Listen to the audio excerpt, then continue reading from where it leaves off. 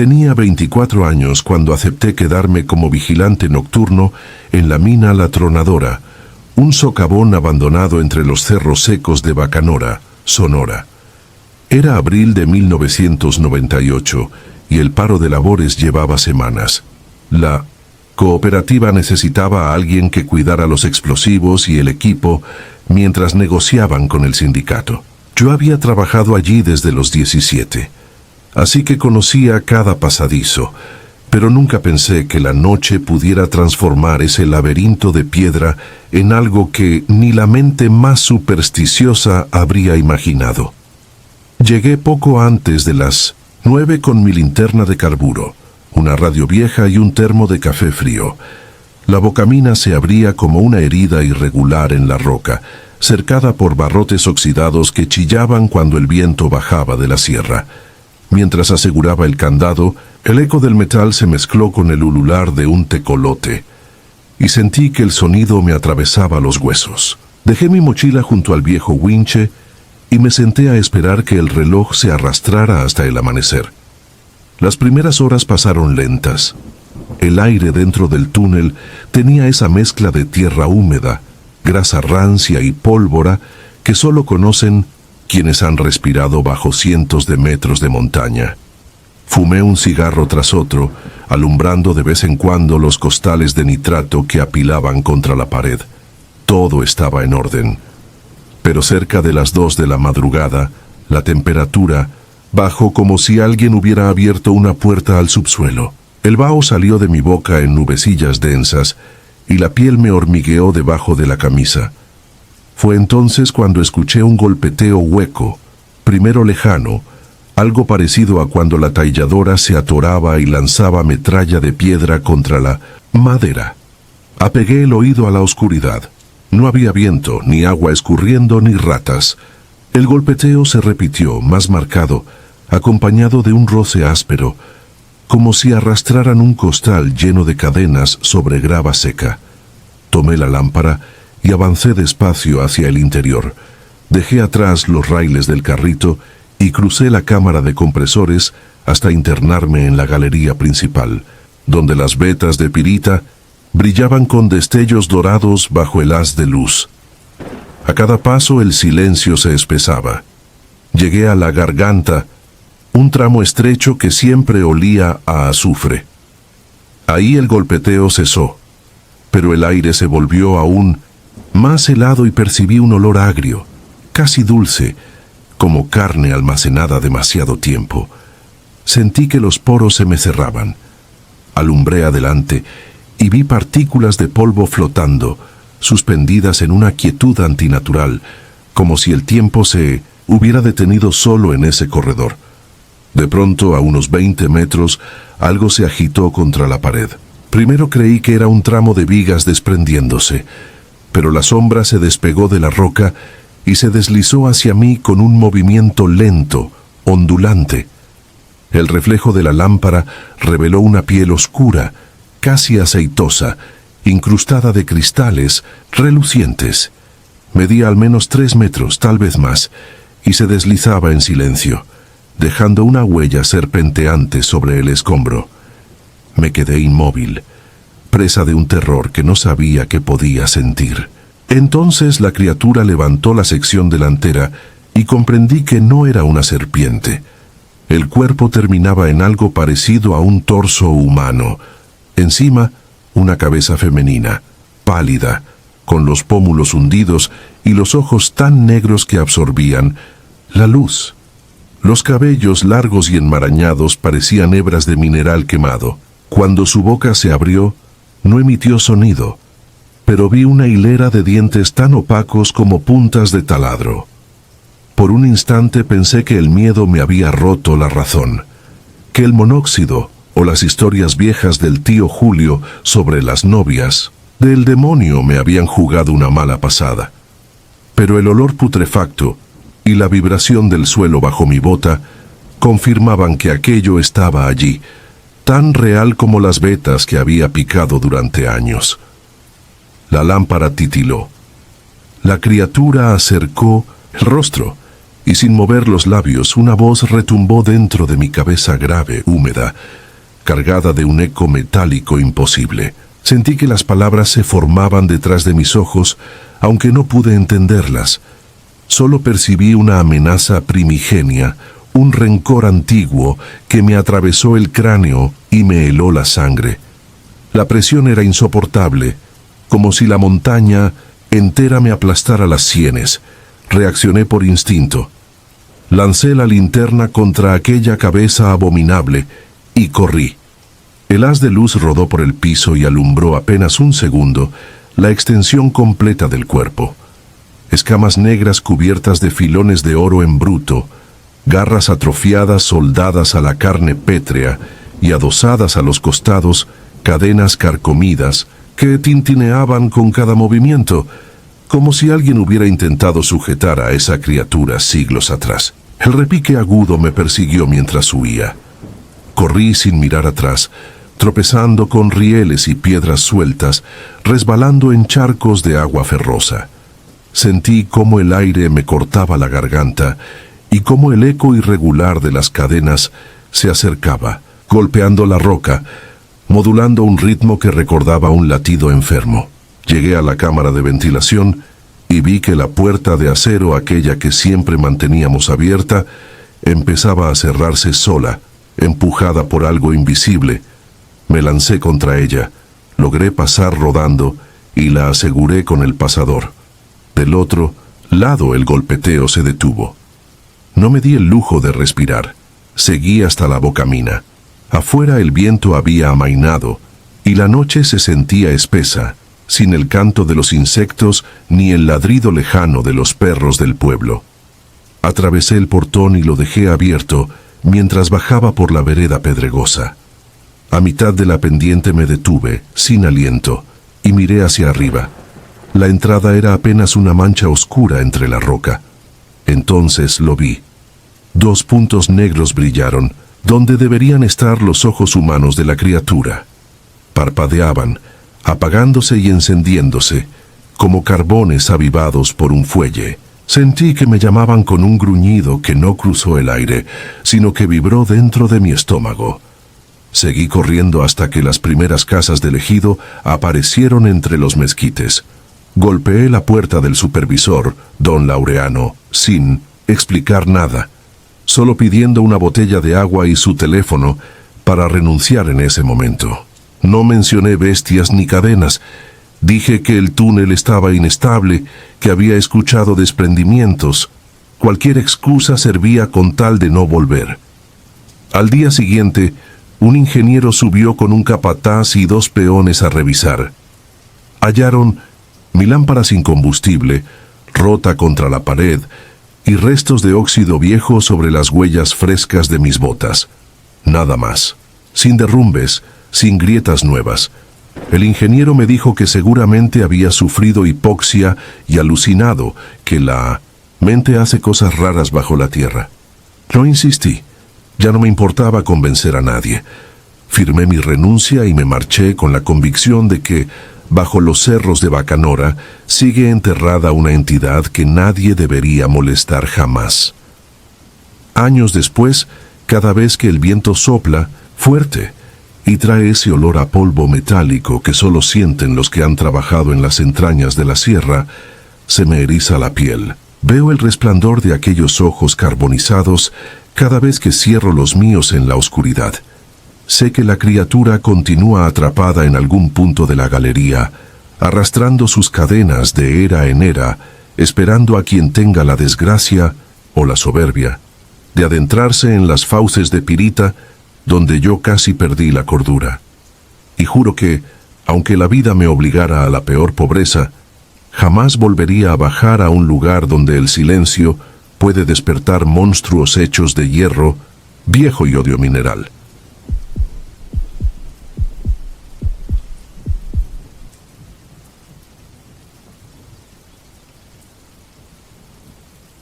Tengo 69 años, y estas líneas las dicta mi memoria a mi nieta Lucía, para que queden escritas tal como las recuerdo, sin adornos ni falsedades.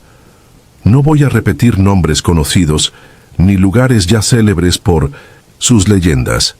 Hablaré en cambio de la mina San Ramón de los Pozos, un yacimiento de estaño perdido entre los farallones de la sierra de Tayabamba, al norte de Perú. Corría 1983, y yo era entonces un hombre de 32, más hueso que carne, pero con un orgullo tozudo que solo daban el mazo y la pala en aquellas galerías que olían a herrumbre, cuarzo recién roto y sudor viejo. San Ramón ya era anciana cuando llegué. Abierta a finales del siglo XIX, tenía 3 niveles principales y una telaraña de chimeneas abandonadas que se habían ido sellando con piedras sueltas, como cicatrices mal cerradas. Los veteranos advertían sobre el hueco mudo, un frente olvidado del tercer nivel del que brotaba un viento viscoso y helado, incluso en pleno verano. Decían que por allí se desmoronaron galerías enteras y quedaron atrapados hombres que nunca recuperaron.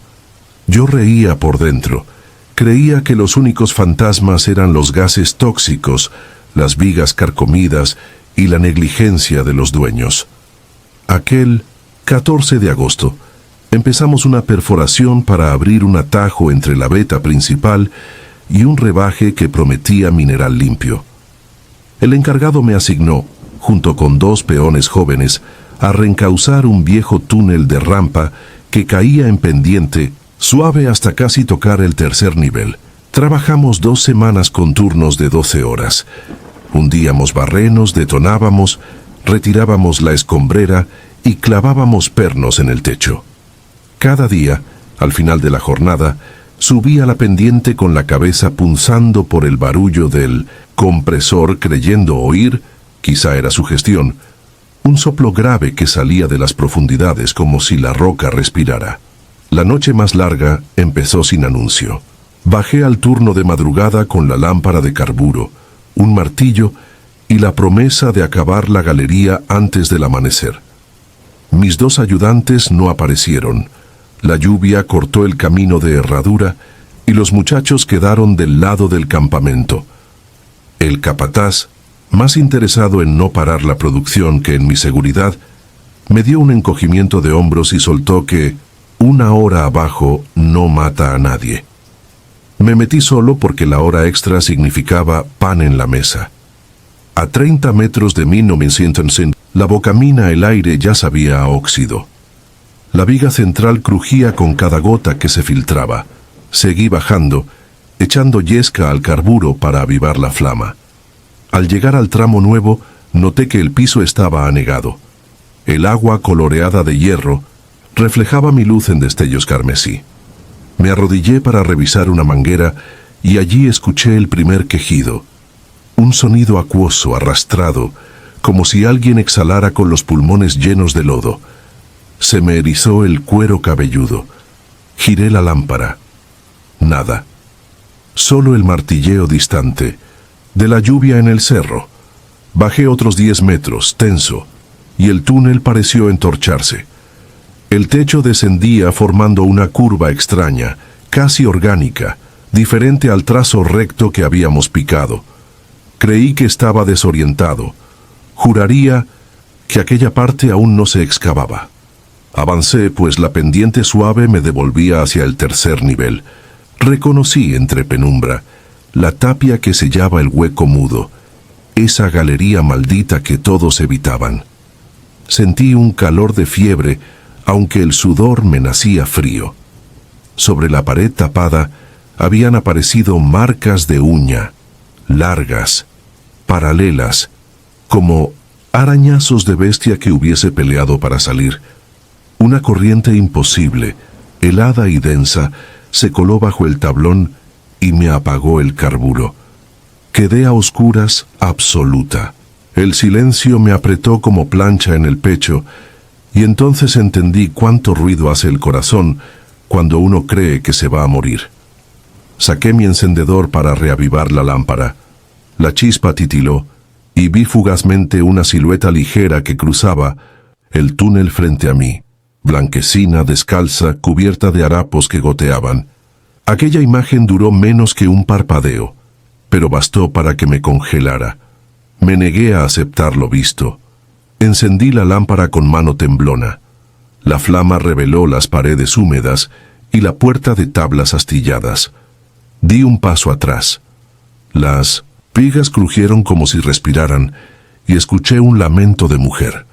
Un gemido cavernoso que, en vez de rebotar, pareció emerger dentro de mi cráneo. Otra vez el frío sopló y mi luz comenzó a vacilar. Las sombras, movidas por la llama inestable, parecen tomar forma humana en las vetas de la roca. Noté entonces que el agua del suelo se agitaba sin causa y subía el nivel en ondas concéntricas. Un reflejo se dibujó en la lámina líquida. Un rostro pálido, hundido, con órbitas negras y boca entreabierta, como si gritara bajo agua. No era mi imagen. Su boca no se movía al compás de la mía. Tragué saliva con violencia. Al mirar directo a la superficie, la cara emergió de golpe, sin cuerpo. Solo la cabeza flotante de una mujer de cabello largo como algas. Cayó de regreso al charco sin salpicar, pero el temblor se extendió hasta mis tobillos. El pánico me clavó los pies. Quise rezar, mas no recordaba ni un Padre Nuestro. Entonces escuché pasos blandos por detrás. Giré a 3 metros. La mujer de harapos sin pies resbalaba por el aire acercándose. Su piel chorreaba un líquido oscuro y su torso respiraba con espasmos como pez fuera del agua. Allí descubrí algo atroz. Su vientre estaba abierto y hueco, y de la cavidad pendían trozos de soga y herramientas herrumbrosas, como si el monstruo devorara los aperos de los mineros muertos. El miedo absoluto, anestesia. Un instinto primario me hizo retroceder hasta pegar la espalda en la tapia, clausurada. Sentí los tablones ceder. El hueco mudo respiró un hálito que olía a tierra podrida y fuego viejo. La mujer elevó el lamento. El techo pareció vibrar. La flama de mi lámpara se extinguió, y el túnel quedó iluminado solo por un resplandor lechoso que emanaba de la aparición. Me cubrí la cara con los brazos cuando se abalanzó sobre mí. No sentí golpe ni herida, sino un frío interno, un vacío que me chupó el aliento. Durante un segundo dudé de estar vivo. Mis sentidos se apagaron salvo el oído, que captó cientos de voces lejanas sollozando al unísono.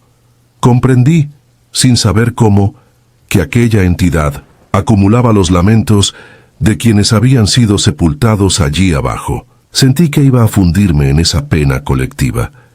Un estampido seco retumbó a mis espaldas. El tablón central cedió, tal vez por la presión de mi cuerpo. Se abrió un hueco y un chorro de aire súbito escupió polvo y guijarros. Ese golpe sacudió a la aparición. Se contrajo con un chillido que estalló en mis tímpanos. Aproveché la sacudida para girar y trepar la pendiente a ciegas. Corrí golpeando muros, rodillas, hombros. Cada tropiezo me arrancaba sangre, pero el dolor me apuntalaba. El lamento me perseguía. Vibraba en la roca, prometía quebrarse en un alarido final. Subí el último tramo en 4 patas y me dejé caer fuera de la bocamina. La lluvia había cesado. El aire frío de la madrugada me azotó la cara y por primera vez agradecí el hedor agrio de la superficie. Nadie aguardaba. El guardia dormía en su caseta. Caminé hasta la barraca temblando, vomité bilis y tierra y me quedé sentado bajo el alero hasta que clareó el cielo. Al amanecer, con la ropa aún empapada, pedí mi liquidación. No volví a pisar un socavón. Los meses siguientes sufrí insomnio y pesadillas. Cada vez que cerraba los ojos, el túnel se abría ante mí y esa mujer surgía sin vientre, cargando tablones y picos oxidados en su cavidad. Despertaba jadeando, convencido de que en la oscuridad de la habitación se oía el rumor de muchos llantos.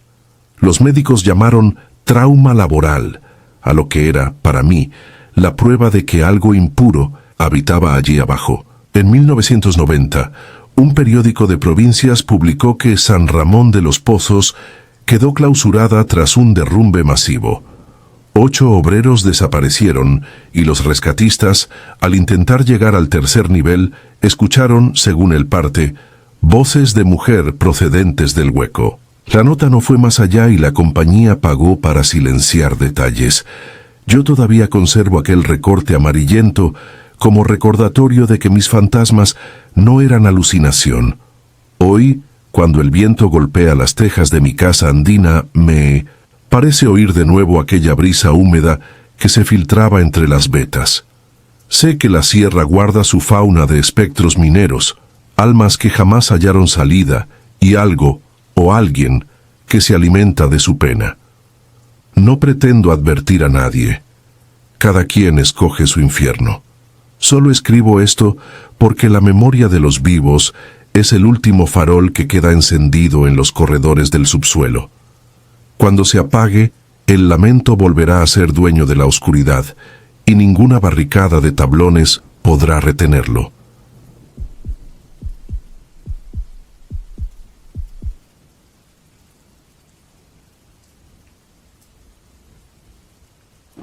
Recuerdo todo con nitidez, como si la oscuridad hubiera estampado cada detalle en mi memoria.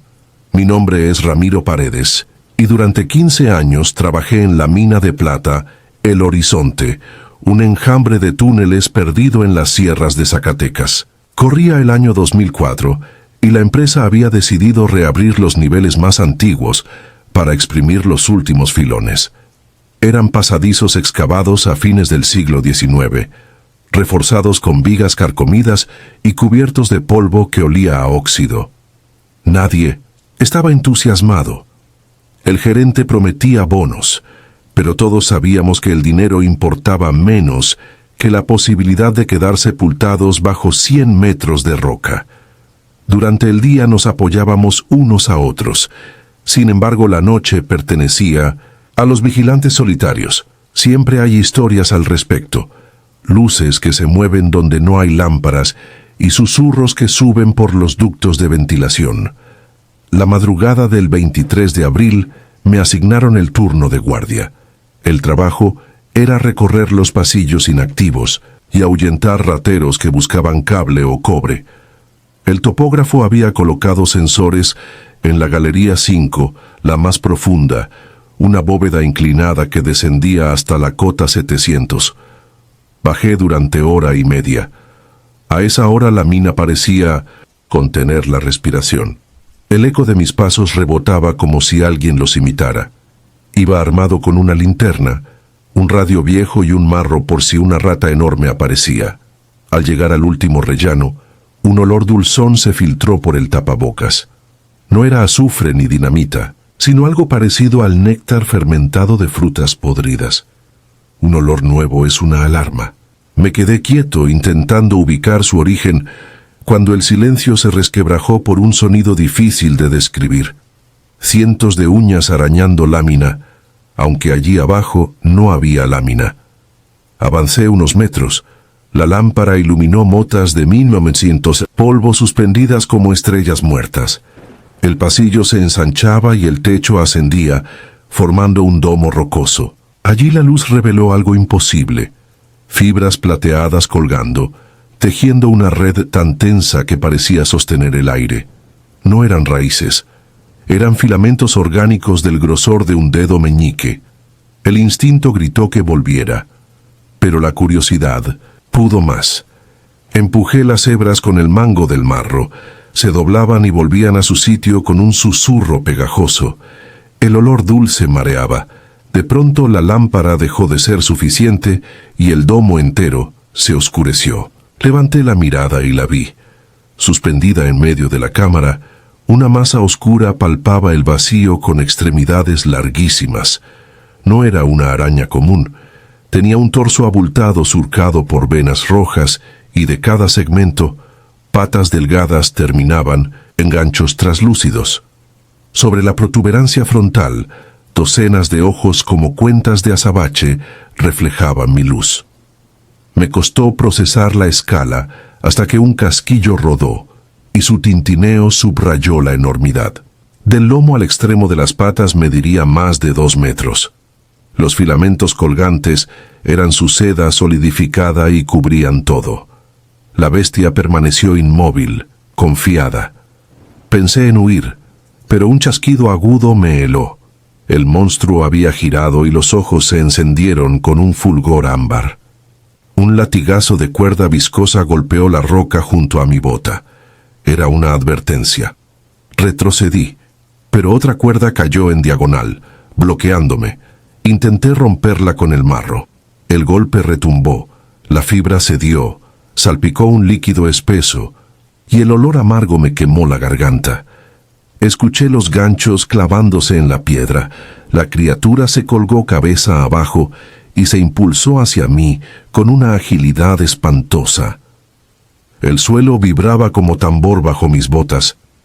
Tropecé con una veta sobresaliente y el casco se desprendió. Sentí la sombra erguirse detrás y un filo ardiente atravesó mi brazo derecho.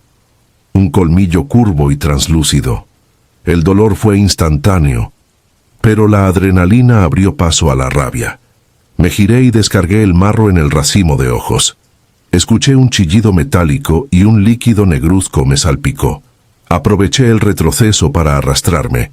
La mordida había paralizado el brazo, que colgaba inerme. La linterna quedó apuntando al techo, revelando la silueta retorcida de la criatura. De las heridas emanaban hilos de humo verde. Aquello me dio segundos valiosos. Me lancé pasadizo, arriba pegado a la pared. Cada 100 metros creía escuchar las patas persiguiéndome, aunque quizá era el eco de mi terror. El veneno se expandía.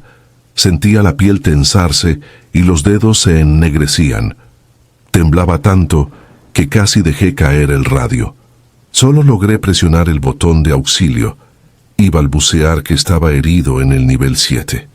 La subida se volvió un delirio. Las vetas se deformaban, los tablones parecían palpitar, y de los orificios laterales goteaba aquella baba perfumada. 2 veces creí ver siluetas moviéndose fuera del haz de luz, pero no se acercaron. Tal vez el monstruo cazaba solo, o algo peor aguardaba. Perdí la noción del tiempo. Cuando llegué a la sala de compresores, la vista se nublaba y la presión en el pecho anunciaba un colapso. Caí sobre un costal de mineral y recuerdo el zumbido del generador mezclado con un coro de voces distantes. Después la oscuridad me tragó. Desperté en la clínica de Sombrerete. Tenía el brazo vendado hasta el hombro. El doctor Morales explicó que el tejido estaba necrosado. El veneno devoró músculo y tendones como ácido. Hablaron de amputar para frenar la infección. Conté lo que vi. Pensaron que deliraba. El patrón redactó un informe frío. Accidente por mordedura de arácnido desconocido y alucinación por fiebre. Escuché que los enfermeros comentaban en voz baja que la toxina no coincidía con ninguna especie registrada y que los análisis de sangre mostraban compuestos nunca vistos. Pero el director ordenó sellar los resultados para evitar un escándalo. Nadie dijo nada. Durante las 72 horas siguientes, pasé de la fiebre al escalofrío, entre pesadillas de túneles vivos que latían como gargantas. Oía el aleteo de murciélagos inexistentes y sentía espasmos en el muñón, como si las patas de la bestia me buscaran desde dentro. Al tercer día me llevaron al quirófano y se llevaron mi brazo hasta el omóplato. La convalecencia fue lenta. Las noches en el hospital se llenaban de un susurro pegajoso cuando el suero goteaba. Veía sombras en las lámparas fluorescentes, recuerdos de fibras plateadas que pendían sobre mí. Cuando al fin me dieron de alta, la enfermera evitó mirarme a los ojos. Tal vez percibió que llevaba algo de la mina dentro de mí. Días después, volví a la boca del horizonte por mis pertenencias. Los ingenieros habían sellado la Galería 5 con explosivos.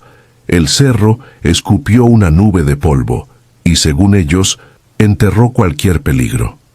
Pero mientras me marchaba, noté un destello cobrizo en el talud recién derrumbado. Hilos metálicos asomaban entre los escombros, todavía vivos, movidos por un viento interior. Jamás regresé. Me mudé a Veracruz, lejos de montañas y túneles. Encontré trabajo en un taller mecánico y creí que la distancia bastaría, pero el pasado levantó su propia bocina de advertencia. En las noches sin luna, el muñón palpita y la piel cicatrizada arde con un calor dulce, idéntico al olor que flotaba en aquel abismo. Entonces sé que no fue un delirio. A veces, al abrir una caja, descubro telarañas ordinarias. Romperlas me estremece porque, por un parpadeo, siento un tirón elástico y escucho un rasgueo lejano. Recuerdo los ojos de obsidiana respirando en coro y entiendo que somos huéspedes efímeros en un mundo al que apenas arrancamos brillo. Quizá algún día un grupo de técnicos atraviese de nuevo aquella cámara. Tal vez un estudiante inexperto se maraville con los filamentos relucientes y sin saberlo despierte a la dueña del laberinto. Yo solo deseo que, cuando eso ocurra, alguien recuerde estas palabras y mantenga la distancia que separa a los necios de los supervivientes.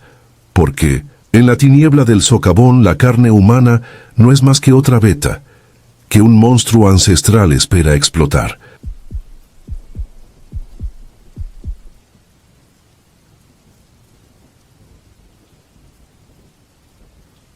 Nunca quise volver a hablar de lo que ocurrió bajo los cerros de Betagrande, Zacatecas, pero anoche el olor a azufre se coló por la rendija de la puerta de mi hija y supe que el silencio ya no me protege. Si alguien encuentra estas páginas, tal vez comprenda por qué cada persona que se acerca demasiado a mí termina bajo tierra y por qué llevo 27 años esperando una sombra que nunca me perdona. Todo comenzó en julio de 1998, cuando todavía trabajaba de perforista en la mina Esperanza 27. El yacimiento estaba casi agotado. Los derrumbes eran tan frecuentes que la mayoría de mis compañeros había pedido traslado. Yo me quedé porque necesitaba el dinero y porque los Sánchez, mi familia, llevábamos 3 generaciones arrancando metal de esas entrañas. La mina era un monstruo familiar. Nos daba el sustento y de cuando en cuando nos cobraba algo a cambio. Aquel 14 de julio me tocó la guardia profunda con Darío, mi primo menor. A medianoche descendimos hasta el nivel 31, en una jaula chirriante que parecía desarmarse con cada metro. El jefe de seguridad quería mediciones de gas antes de sellar un frente abandonado. Sabíamos que el lugar era un ataúd de vigas resquebrajadas, pero era nuestro turno, y no había opción de negarse. El interior olía a óxido y barro caliente.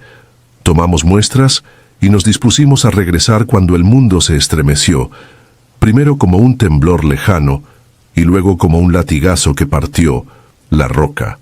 El túnel detrás de nosotros se cerró con un rugido. Una nube densa nos cegó y nos empujó hacia adelante. Corrimos a ciegas hasta tropezar con la puerta de acero del refugio auxiliar. Un cubículo de 3 metros con luz de emergencia, 2 garrafas de agua y un tanque de oxígeno. Revisé la radio. Silencio absoluto. Arriba tardarían horas, tal vez días, en notar nuestra ausencia. Darío hiperventilaba y la bombilla empezó a parpadear. Entre un destello y otro escuché un murmullo proveniente del derrumbe. No era viento. Era un canto grave que pronunciaba mi nombre, con una cadencia tan antigua que erizaba la piel. La bombilla murió. En esa negrura total apareció un resplandor rojo, como una brasa flotante. Las ascuas se unieron y formaron la silueta de un hombre altísimo, impecable, sin casco ni polvo. No habló con la boca. Habló dentro de la cabeza. Puedo sacarte. Al extender la mano vi en su palma la bocamina bajo el amanecer. Sentí alivio, pero al instante la visión cambió. 2 cruces frescas y anónimas. Supe que ese era el precio, 2 destinos que él escogería. Pensé en mi esposa, en la bebé que apenas cargaba los domingos, en mi madre rezando por mi turno nocturno. Pensé también en las estadísticas brutales de la minería. Darío comprendió la oferta al mismo tiempo. Sus ojos buscaron en los míos una respuesta. El ente aguardaba, inmóvil. Intenté negarme, pero una presión helada me oprimió el pecho. «Elige», ordenó sin voz. Antes de desmayarme murmuré un sí que apenas escuché. El resplandor se apagó y un estallido sacudió la puerta. Cuando recobré el sentido, el derrumbe estaba limpio como si nunca hubiese ocurrido. La galería hacia la superficie aguardaba despejada. Ayudé a Darío, que cojeaba por un esguince, y comenzamos a ascender guiados por la luz tenue de mi lámpara de repuesto. A las 4 de la mañana nos encontró la cuadrilla de rescate. Dijeron que un pico súbito de metano había disparado la alarma y que al bajar hallaron el túnel milagrosamente abierto. A Darío lo enviaron al hospital. Yo apenas tenía rasguños. Mientras me evaluaban, escuché al capataz explicar que el compresor principal se encendió solo y marcó la alerta. Algo imposible porque estaba fuera de servicio. Nadie entendió el fallo, pero todos celebraron haber llegado a tiempo. La primera muerte llegó 24 horas después. El ingeniero de ventilación, el mismo que insistió en nuestra inspección, cayó desde lo alto de la torre metálica y se partió el cráneo. 2 días más tarde, la enfermera que atendía a Darío resbaló en un pasillo y se desnucó. Reconocí el patrón. Segundos antes de cada accidente, yo había olido una bocanada de azufre y visto un destello rojo en el rabillo del ojo. La tercera vida fue la de Darío. Se recuperaba bien, hasta que una medianoche despertó gritando que la mina caminaba por la sala. Murió de un coágulo fulminante minutos después. Cuando lo declararon, las lámparas parpadearon y el olor se volvió insoportable. El trueque estaba cumplido. Abrumado por la culpa, firmé la renuncia la mañana siguiente y abandoné Zacatecas sin despedirme. Pensé que la distancia rompería el pacto. Me mudé a Mazatlán, cambié de oficio, me dejé crecer la barba y adopté otro apellido. No sirvió. Los años se midieron por tragedias absurdas que golpeaban a cualquiera que me ofreciera una mano. Un mecánico que me vendió un coche, la maestra de mi hija que me pidió apoyo en la kermés, el sacerdote que escuchó mi confesión.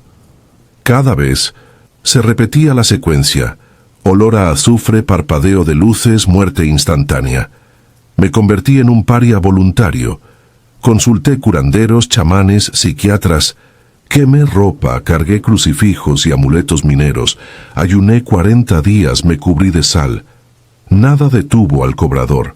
Comprendí al fin que mi aceptación no fue un trato limitado, sino la apertura de una veta que nunca se agota. Mi salvación alimenta una cosecha de vidas sin número, y mi existencia sirve de ancla para que la criatura elija a su antojo. Ahora mi hija, que ya tiene 27 años, planea casarse. Hace una semana, durante la cena familiar, el foco colgante titiló 3 veces y un calor de horno recorrió el comedor. Ella no notó nada, pero yo casi vomité al inhalar el azufre. Desde entonces, cada madrugada despierto con el zumbido de taladros imaginarios y con la certeza de que la rueda se acerca a mi sangre. Trabajo como vigilante nocturno en un almacén portuario. Creí que la soledad me mantendría lejos de los demás, pero hasta allí me sigue. Hace 5 días, un montacargas se soltó cuesta abajo y aplastó al capataz que firmó mi contrato. 2 testigos dijeron haber visto una chispa roja bailar entre las ruedas antes del impacto. Yo estaba en la garita, paralizado. Ayer, al terminar la jornada, un indigente se acercó en el muelle. Tenía la ropa hecha jirones y aún así se le notaba erguido, casi elegante. Pensé que pediría dinero, pero se inclinó y susurró: «Faltan pocas vueltas de la rueda». Sonrió con la misma boca que vi en el refugio y se desvaneció en la bruma costera. Era el cobrador usando otro rostro.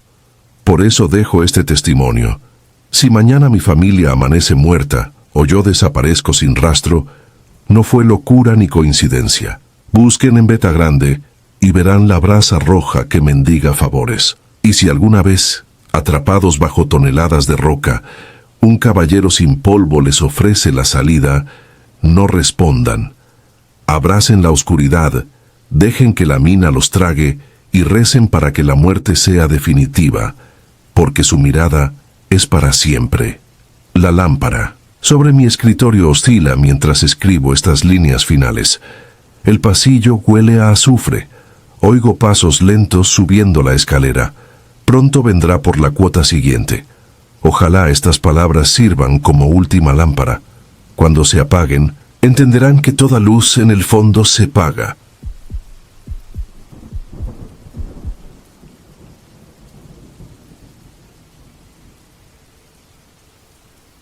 Me llamo Rosario Andrade, y cada palabra que escribo vibra como mi pulso la madrugada en que abandoné la quebrada del Cora, un caserío tragado por la selva lacandona de Chiapas. Era 2011. Recién graduada, acepté mi servicio social allí porque las plazas urbanas estaban saturadas y porque el orgullo juvenil me hizo creer que podía con todo. Mis padres me despidieron entre abrazos, convencidos de que aquello sería apenas una anécdota pintoresca. Cuando las aspas del helicóptero se perdieron, quedamos solos. Yo, el zumbido de los insectos y una humedad que lo escarchaba todo.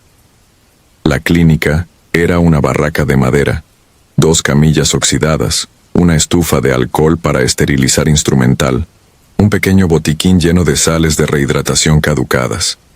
El generador escupía chispazos, los sueros se enfriaban en una nevera de queroseno y la radio comunitaria moría al ponerse el sol.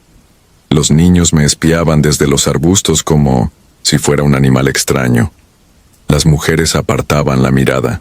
Los hombres solo aparecían cuando la fiebre del dengue los tumbaba.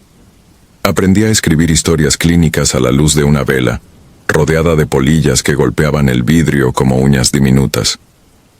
2 semanas después escuché por primera vez el nombre de Amador Uc.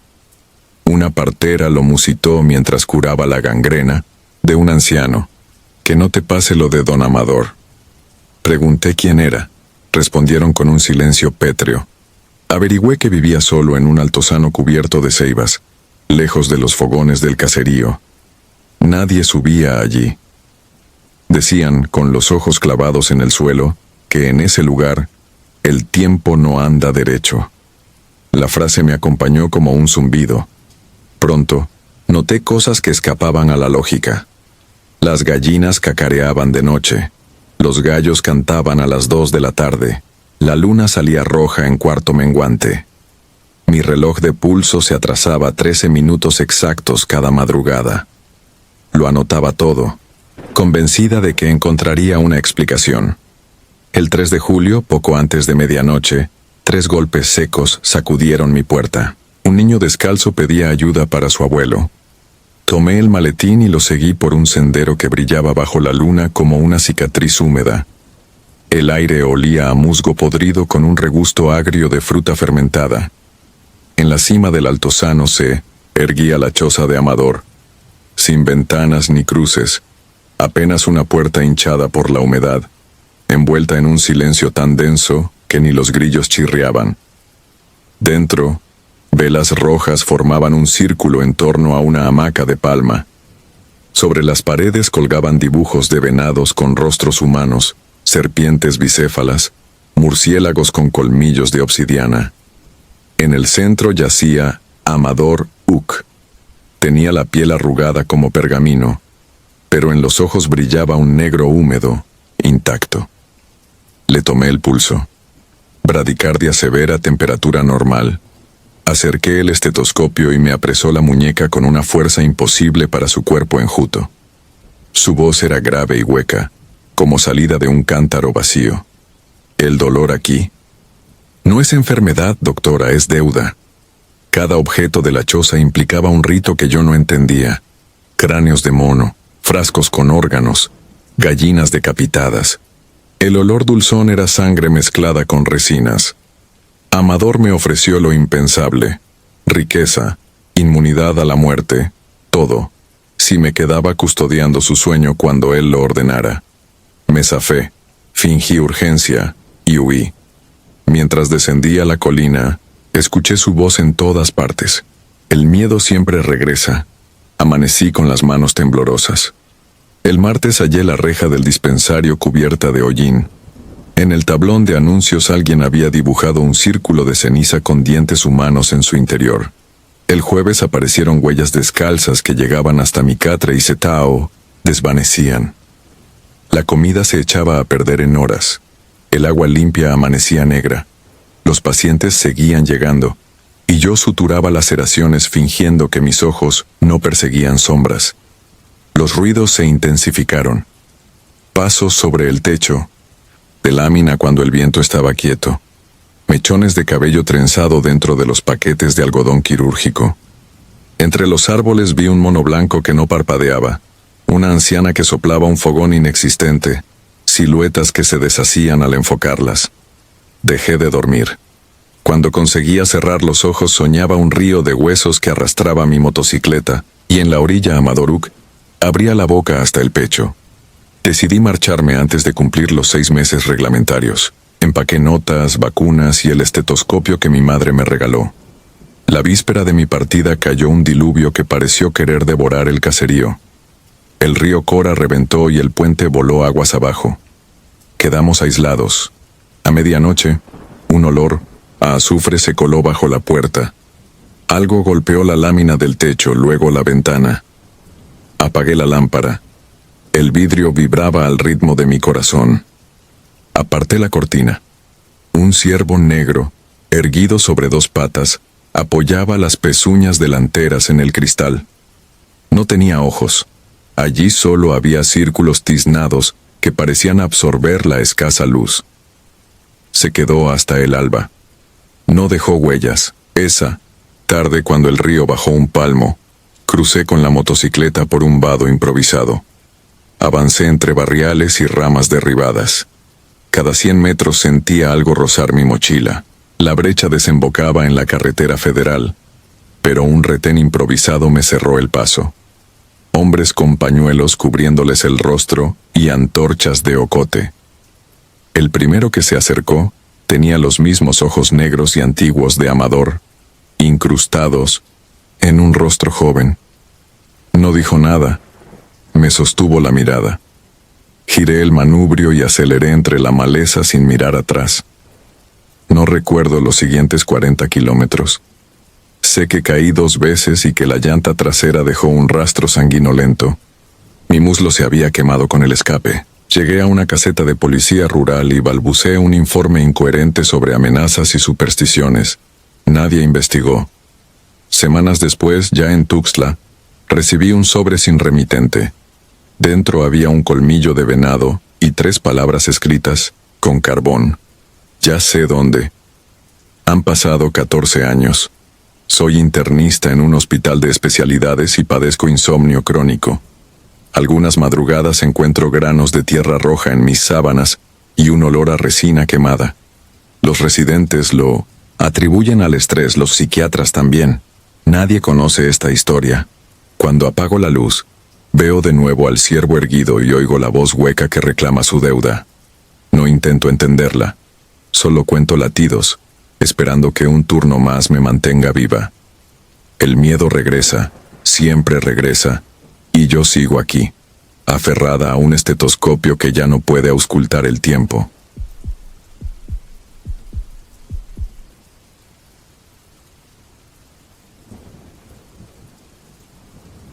Llegué a San Miguel del Silencio en marzo de 2018, cuando la estación seca cubría los montes de la Tarahumara, con un polvo rojo que se pegaba a la ropa como una advertencia.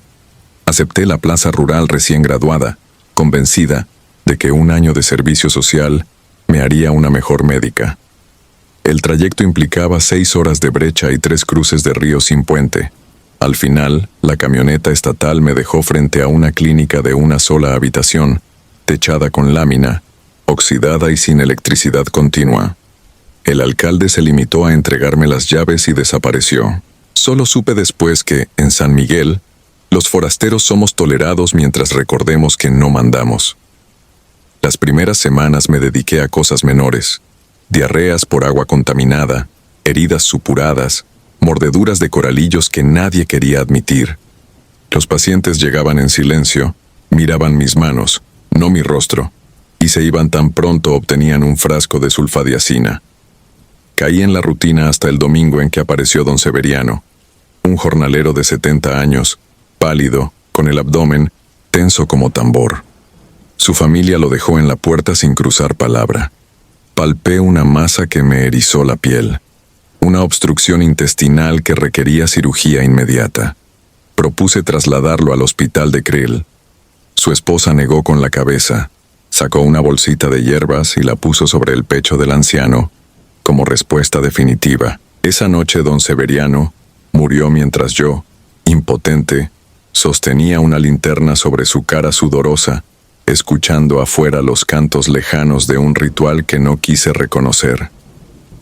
Intenté ganar confianza visitando casas, explicando con calma la utilidad de los antibióticos, pero cada conversación terminaba cuando alguien mencionaba a la abuela Amalia, curandera a la que los lugareños atribuían pactos con santos y demonios por igual. La abuela parecía estar en todas partes sin dejarse ver. Una tarde, antes de que anocheciera, hallé un gallo decapitado colgado del picaporte de la clínica. La sangre formaba un círculo perfecto alrededor de mis huellas. Limpié sin pensar y continué trabajando como si aquello fuera barro, no una advertencia. La tensión se volvió terror verdadero el 14 de mayo. Hacia las 11 llegó Marta, una joven de 16 años con convulsiones, fiebre y rigidez de nuca. Sospeché meningitis, cada minuto contaba. Convencí a su padre de la urgencia, y juntos metimos a la muchacha en la cama de su vieja pick-up. Iniciamos el descenso por el único camino de terracería, pero a menos de 400 metros apareció un cordón humano.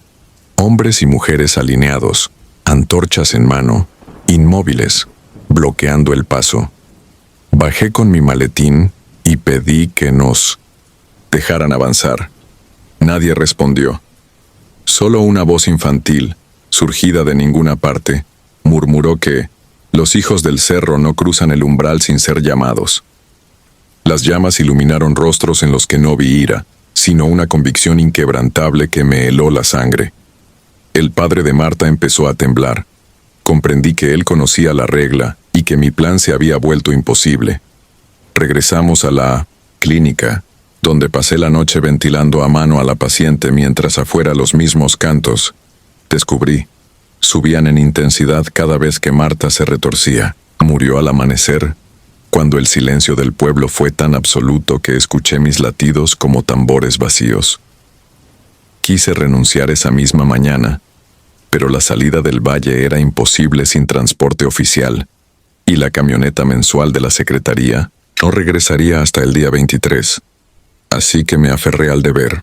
Dormía poco, revisando a los vivos y vigilando a los muertos porque, en San Miguel, el dolor no terminaba con la muerte.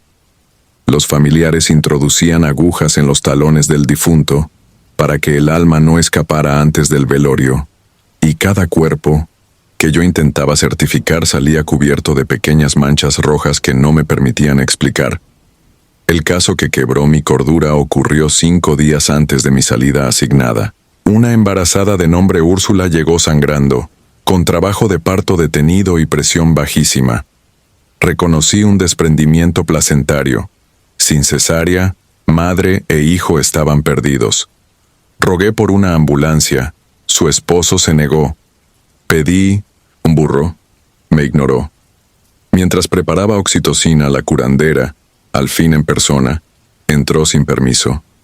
Tenía la piel color tierra reseca, ojos opacos y una trenza tan larga que parecía raíz. Sin mirarme, extendió una cinta de Ixtle, la colocó alrededor del vientre de la paciente y empezó a recitar un salmo distorsionado con nombres antiguos. Quise detenerla, pero Úrsula me aferró la muñeca con fuerza sorprendente. Sus uñas se hundieron hasta sangrarme. Una contracción la arqueó, y entonces escuché un crujido interno, un sonido blando y húmedo que jamás debería oírse en un cuerpo vivo. El líquido amniótico salió negro. Una sombra de dedos sobresalió debajo de la piel. Podía verla moverse como si aquel bebé buscara salirse por un lugar equivocado. La curandera cantó más alto. El ritmo de su voz coincidía con el latido frenético del monitor de pulsioximetría que yo había traído con mis ahorros. Luego todo quedó mudo. La pantalla se apagó de golpe. La llama del quinqué titubeó, y Úrsula exhaló algo que no parecía aire, sino humo gris azulado que se disipó en forma de espiral. No recuerdo cómo limpié el cuerpo ni dónde enterraron al niño. Sé que, al salir de la clínica, tropecé con mi propio maletín abierto. Todo el instrumental estaba retorcido, como si manos diminutas lo hubieran doblado mientras yo asistía al parto. Volví a oír los cantos, esta vez detrás de cada pared. Tomé mi libreta de registros, guardé unas cuantas jeringas y caminé, sin rumbo hasta que las sombras de los pinos fueron tan largas que me cubrieron entera. Me refugié en la vivienda asignada, atranqué la puerta y quemé el uniforme, convencida de que la tela arrastraba el olor a aquel humo imposible. La madrugada del 22, víspera del relevo oficial, me despertó un repiqueteo insistente contra la lámina del techo. Pensé en lluvia, pero al asomarme vi piedrecillas ensangrentadas que caían desde el oscuro. En cada una, reconocí pequeños trozos de piel, como si alguien hubiera lijado un cuerpo humano y dispersado sus restos. No grité. Sentí que mi voz no me pertenecía. Me senté en el suelo y aguardé a que amaneciera con los ojos abiertos, hasta que la luz trajo un silencio nuevo, distinto, como si ya no quedara nadie para cantar. Cuando la camioneta institucional entró, el chofer encontró la clínica vacía.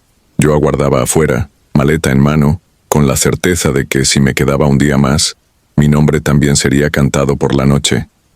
No hubo despedidas, ningún poblador salió a la calle, no se escuchó un solo paso, como si el pueblo hubiera decidido contener la respiración hasta que yo desapareciera de su memoria. Hoy vivo en Chihuahua capital y trabajo en urgencias. Puedo manejar accidentes de carretera, hemorragias internas, fracturas abiertas. Nada de eso agrieta la coraza que levanté en San Miguel del Silencio. Mi verdadero terror comienza con cosas pequeñas. El olor a tierra mojada, un círculo de sangre sin dueño, el sonido de pasos que se detienen justo afuera de una puerta. Hay noches en que la sirena de la ambulancia coincide con un murmullo que solo yo escucho. Un canto trenzado con el llanto de un recién nacido que jamás respiró. Entonces recuerdo que la Tarahumara está llena de barrancas donde ni la ciencia ni la ley importan, y que hay pueblos encallados en el tiempo donde la muerte dicta sus propias reglas. Cierro los ojos, trato de dormir, pero la sombra de aquella cinta de Ixtle se desliza sobre mi colchón como una serpiente paciente. Sé que un día despertaré y la encontraré anudada alrededor de mi vientre, recordándome que ciertos cercos nunca se rompen, solo se corren unos kilómetros para que la sangre los alcance. Si disfrutas de los relatos, te invitamos a apoyarnos con un like y un comentario, ya que eso nos ayuda muchísimo. Además, si aún no estás suscrito o suscrita, te animamos a formar parte de la comunidad del terror. Muchas gracias por escucharnos y por tu apoyo.